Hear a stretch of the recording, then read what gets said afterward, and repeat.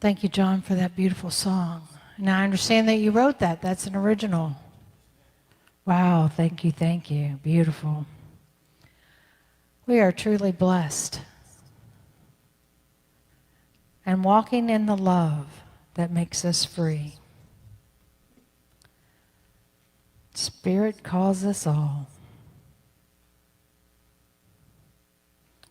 And that is the truth, and that's where we're at today. We are all being called. We are all being called to stand tall and to stand in our beliefs. That walking in love makes us free.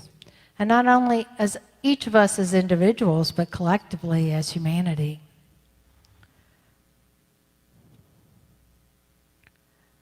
That is the root of our life.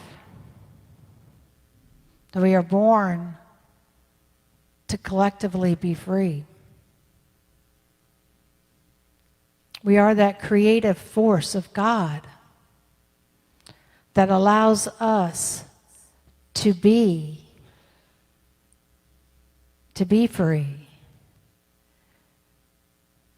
to consciously be aware of what our thoughts are creating in the outer world, what our thoughts are creating within us first, really. It starts within each and every one of us, but then it flows outward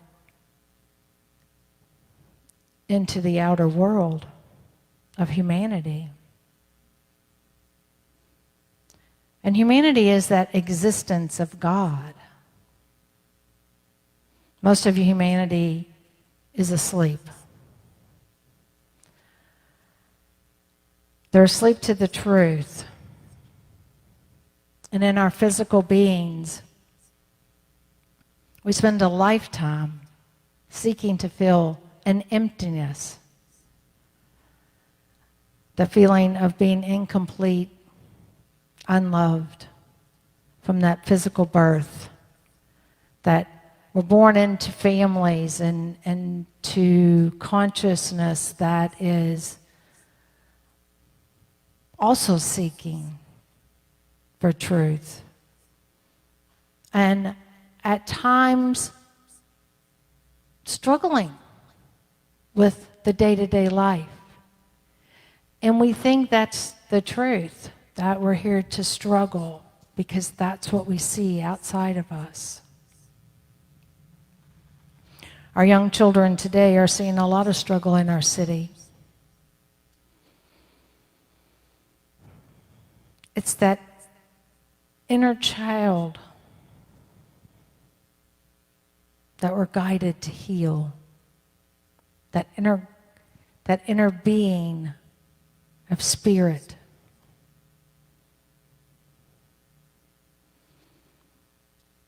So many people are hurting from the lack of love.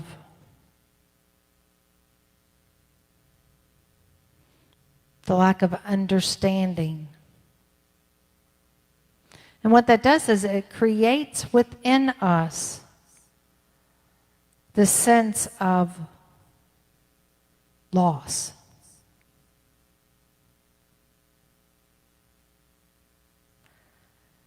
In Unity, we talk about the atom consciousness, which is our human lower vibration. And it coincides with what we know about our brain. We live in that survival mode from that reptilian brain. And humanity is still living in that in many instances, that fight or flight syndrome, the rage, the violence, the darkness. Because we don't understand that the seed of the source is within us, that God is alive as us and guiding us into that higher vibrational consciousness. That what we call Jesus consciousness, which is when we, as an individual, make decisions and live from that frontal cortex of our brain, the front part of who we are, where our transformational experiences occur. What I know is that we have to heal ourselves first. We have to have an understanding of self-love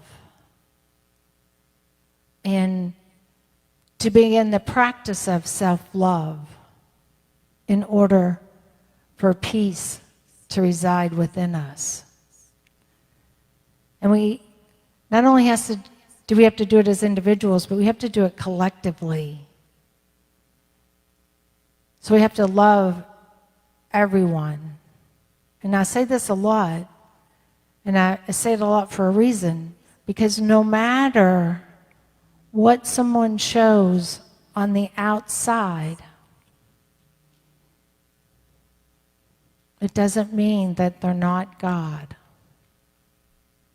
They're not an experience and an expression of God. What it means is that they're asleep to the fact that they are an expression of God. And they're living in that ego world of duality, which creates the darkness, the hatred, the rage, and the violence.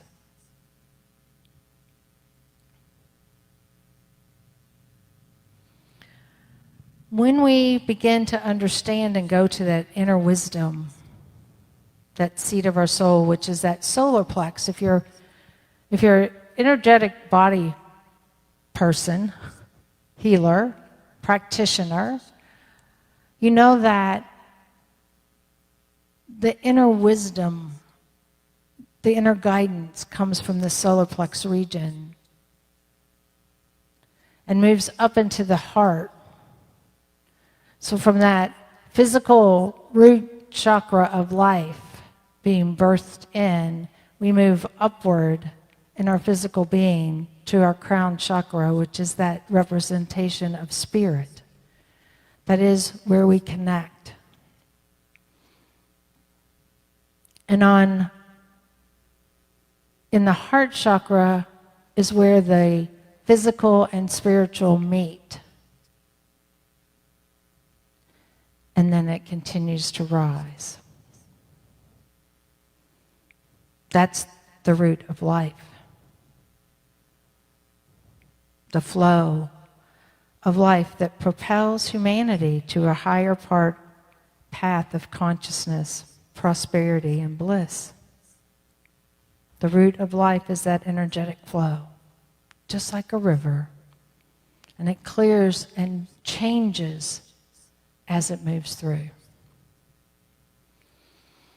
In Revelations 22, it talks about the river of life. And I'm going to read it here. Then the angel showed me the river of the water of life, bright as crystals, flowing from the throne of God and of the Lamb through the middle of the street of the city. On either side of the river is the tree of life, with its 12 kinds of fruit, producing its fruit each month. And the leaves of the tree are for the healing of the nations. Nothing accursed will be found there anymore, but the throne of God and of the Lamb will be in it, and his servants will worship him. So what are we talking about here? What does this mean to us as individuals in this world that we're living in today? What I gather from it is that the trees are the nerves, which represent our expression of thoughts, of oneness, of unity. And they connect through the centers, or our faculties, which if you had 12 powers with Gwen this weekend, you would know that that's what we're talking about. The tree of life going on both sides of the river actually is representing the nerves radiating from the spinal cord and connecting and uplifting our whole being through the nerve fluid. So, how many of you have experienced Kundalini in your meditations? Right? So it starts at the root chakra and it moves all the way up and around to the third eye. That's the fluid. That's the river. And that is the root of our life.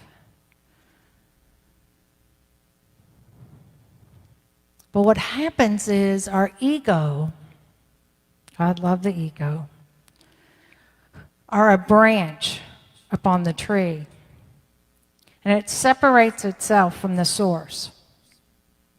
And therefore it believes, because it knows when it's separate from the source, it withers and dies. So the ego believes that it is the source. And that it creates our error thinking within ourselves and within humanity. It's that mental vortex which creates the good and error of our birth and the death or duality that we believe in. It's what the story of Adam and Eve is all about, if you really think about it. That's the duality of who we are, because we are both masculine and feminine. We are both good, and in our error thinking, our expressions are not always good. So that masculine side lost consciousness of the divine.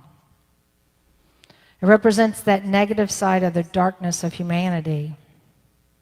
This is the area in which the destruction of self and the world is created. The feminine side, or the soul, is the inspiration of that spirit. And when we master the oneness and we bring together both sides, then the flow of good rises. Just as it does in our physical body, it does so in the outer body through our thoughts and our thinking of separation, which is not the truth. When we master, the soul brings only good. And so that's what this journey is really all about. The root of our life is not only an expression within ourselves, but outside of us. The 12 kinds of fruit or disciples are those 12 faculties or powers from within that each of us can tap into and use along with the creative force to shift and transform ourselves. We can also use those faculties to shift and form our thinking so that the outside world is changed for the good. Humanity as a whole has little understanding of that fruit. And even less understanding that when utilized, it sets us free from that sense consciousness, from that atom sense of consciousness, and that lower vibration of our being. So it's up to each of us as individuals to activate that higher power of consciousness within us, that Jesus consciousness. Using those faculties of faith, strength, wisdom, love, power, imagination, will, understanding, order, zeal, renunciation, and life. They all flow from within us and allow us to make those conscious choices that are good. Just as When we tap into that being, the fluid flows up the spinal cord and rises in our awareness, our vibration, our consciousness. That's when the healing is done, not only within ourselves, but in the outer world. And I know that many of you have experienced that, as I have. When you're sitting in meditation and you feel that vibrational energy moving upward, sometimes it can be scary, right? It's like, whoa, what was that? That's life. That's being called upward. Letting you know that the healing is done, not only within us, but outside of us. And then we must continue to hold that high consciousness for ourselves and send the good energy as a fluid stream of life into the world. That's what we're being called to do right now. Shifting and transforming the world through the love that flows from the root of life. The story of human consciousness is the story of life and the awakening of the energetic spiritual being collectively to truth. The truth that we are one.